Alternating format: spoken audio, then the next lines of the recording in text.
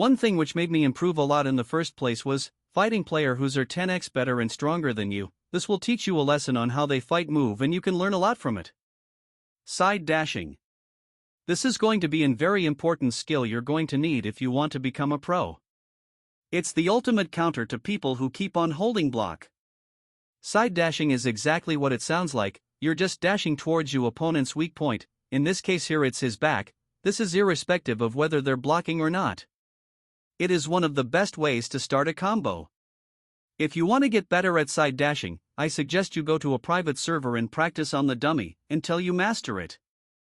Counter dashing. Side dashing is already very popular among everyone in the Strongest Battlegrounds, and this is where counter dashing comes in. Once you see your opponent dash, you're gonna dash right into their direction, which will make you go up behind them, where you can then start a combo. Timing ragdoll cancel. Don't unnecessarily waste your ragdoll cancel. When your opponent has used a high knockback move, don't immediately use ragdoll cancel, rather, wait till you automatically get back up.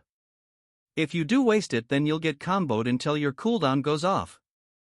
The only time when you should use your ragdoll cancel is when you know the enemy is gonna continue a combo on you. Ragdoll counter. All you're doing here is canceling your ragdoll, but now it is towards your opponent to gain an advantage in a fight. This is also used to catch your opponents by surprise, as they will not know if you have your ragdoll cancel or not. Movement. Movement, one of the most important aspects of the game. To improve your movement you can do things like backdash or backroll. This can also create space between you and your opponent, and on top of that you can do small thing like jumping side to side. Reading your opponent.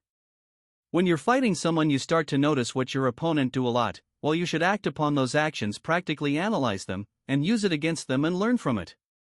As when you know what your opponent is already gonna do ahead of time, it's practically a win for you, as you will be able to predict it. Punishing.